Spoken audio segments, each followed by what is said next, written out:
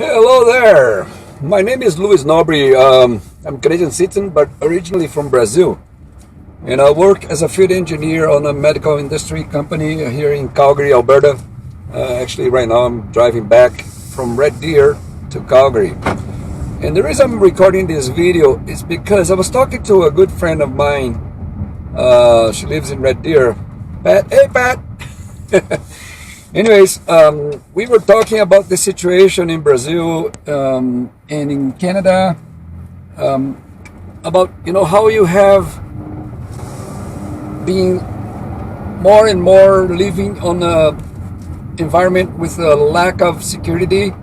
Because I was telling her about some stuff that happened to a friend of mine that it's also a Brazilian guy and he's an investor here in Canada. For example, a lot of things, but for example, he had a bobcat he bought to use as a snow plow on one of his properties, and with a trailer, and it was parked on the parking lot of his building. Somebody came, on the night or weekend, we don't know exactly when, but somebody came and then stole both the bobcat and the trailer. So, I was telling this good friend of mine how things started in Brazil, my country. And this was exactly how things started. Few break-ins, people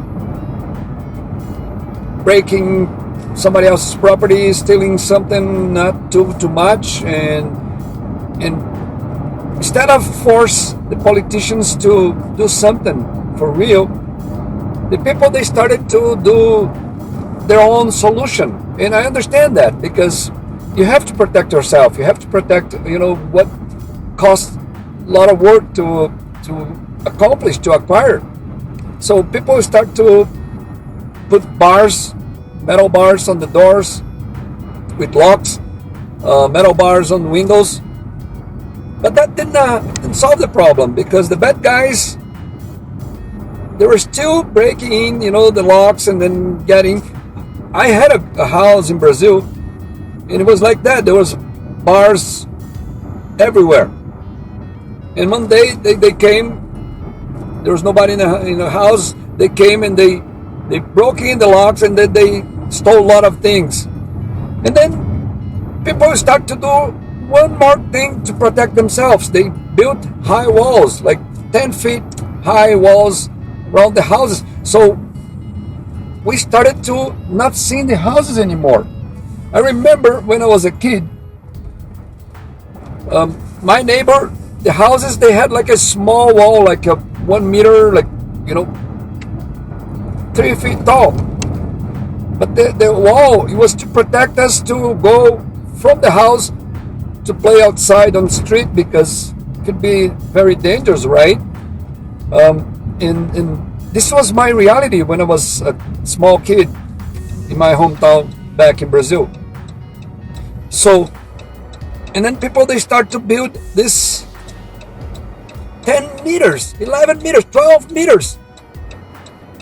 Meters, not feet, walls. But guess what? That didn't solve the problem. And then people start to put on top of those huge walls electric fences. And it's sad, because not everyone has, financial capabilities to afford this type of thing. A lot of people, they try, desperately to have this problem solved, putting electrical fences, but did that solve the problem as well? They start to put cameras. They start to hire security guards. Of course, people that can afford that. So this is how it started in Brazil. And today, 2021, Brazil is one of the most violent countries in the whole world. The whole world. The crime, it's spreading out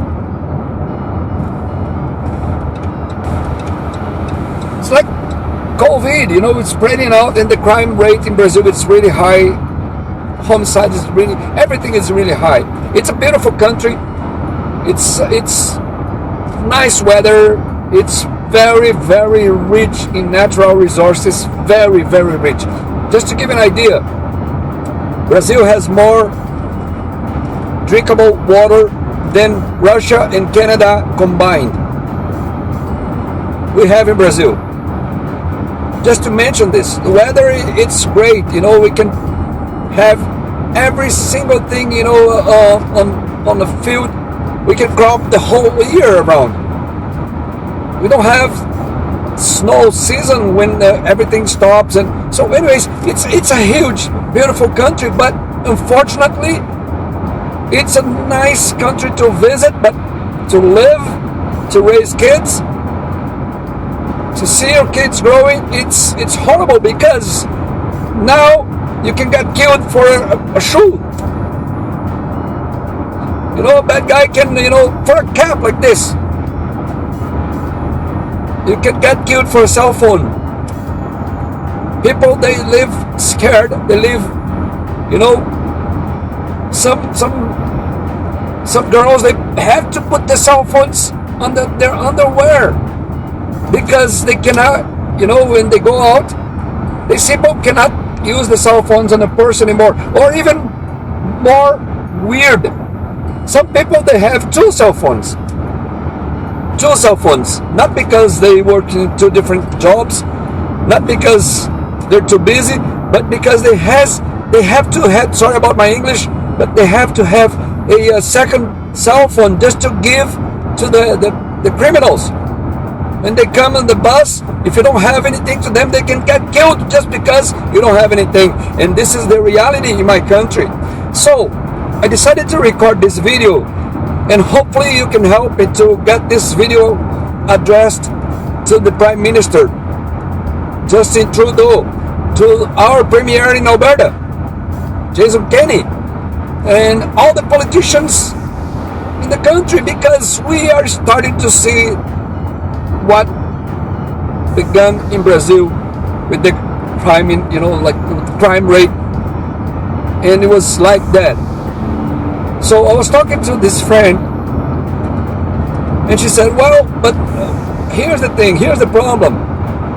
The laws, we have to treat, the guys that commit crime with kindness, with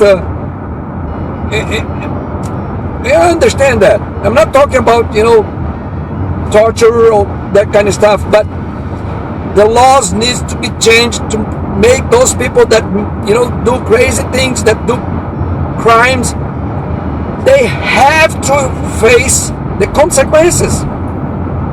We have to have, rigid laws. We need more ways to punish those ones that commit crimes. So in my mind is very simple. It's plain simple. If you don't want to be punished, if you don't want to have a police officer being hard, to be really tough on you, it's very simple. Don't commit crimes. Don't do things against the law. But what we're seeing in Canada, in North America in general, is a whole bunch of people saying, no, we need to treat this, with the ultimate respect. Come on. We need to treat with respect and honor people that deserve honor. People that make no crazy things, they need to face the law, and the law needs to be really, really tough on them. I am the one that pays, the politicians. I am the one that pays for the job, and I'm not happy with their job. I'm not happy with this situation.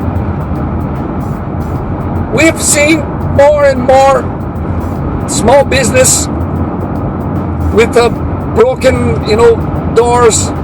I was mentioned this friend of mine. He also owns a bakery, 2 bakeries in Calgary, and one of the bakeries is being for twice, not just once, twice. A guy came one day and broke one glass and stole like few dollars. I don't even know how much. Second time he came back and stole again, broke another glass and stole $20. So a door that costs $5,000 to replace was broken for $20. So what's going on? Why the politicians, they don't listen? Why they don't take seriously? We need to fight against, this crime rate that is increasing in Canada. I don't like it. I moved from Brazil to Canada because of the reality in Brazil. I didn't want to raise my kids on that type of environment. So I moved to Canada looking for a better place to raise my kids, and I am doing my part. I am doing my share. I work hard for this country. I work hard for the health industry, for the health business in this country, to save lives. Not just me, but all of my co-workers. We work hard, very hard, to see a decent country to live. But you politicians, I don't think you guys understand what needs to be done. Well, so I want to encourage you. If you are watching this video, normally I make videos in Portuguese because I make video as a hobby, and my audience is in Brazil, and of course I need to make video in Portuguese, but sometimes I make videos in English, and I urge you, if you are watching this video today, I urge you to make something. And one of the things my friend Pat was asking, what can be done? Louis, what can be done? And I don't have all the answers, but I have some. For example, you can get together with your friend. I know the moment is not, appropriate to get, together, but you can do this online for now. And as soon as we have, a better picture on the horizon about this COVID situation, get together with your friends on a school, or on a bar, or on a club. It doesn't matter. On a houses, and get together and talk about this, and do something. And put your voice to be heard. Talk about this and send emails, send letters, make phone calls, send text messages. Go online, go viral. Go on Facebook page, go on Instagram, go on YouTube. Do something. If you don't do anything, I guarantee you, in 20 years, this country is going to be a frozen hell to live. In Brazil, it is a hell right now, because the politicians, they didn't do what needed to be done 30 years ago, 35 years ago, 40 years ago. They softened the system to accommodate. And let me tell you this, we have, in my opinion, ridiculous laws. There was a guy, this guy got a small kid, 5 years old. She was playing in front of a patio on a church in Brazil. 5 years old. This guy kidnapped this kid. He abused and he killed. And police took this guy, back to the jail. They investigated, and this guy got caught. So guess what happened? They found out this guy 8 years before did the same thing with another girl, and he was in jail jail, but he got the benefit of Christmas release. He was released to spend Christmas with his family, because this is what the law states in Brazil. And the guy released on Christmas, he didn't return to the jail. He didn't return to, what he should. And he was on the streets, and he did it again. So this is just one example of what needs to be done in Canada. The laws needs to be really tough to people that commit crime, that make this type of stupidity. We need to stop this before it's too late. And I guarantee you, again, at least in Brazil, it's a hell, but it's a hell with a nice weather. In Canada, it's going to be a horrible hell, 10 times, 100 times worse than in Brazil, because it's going to be a frozen hell. Wake up, Canada.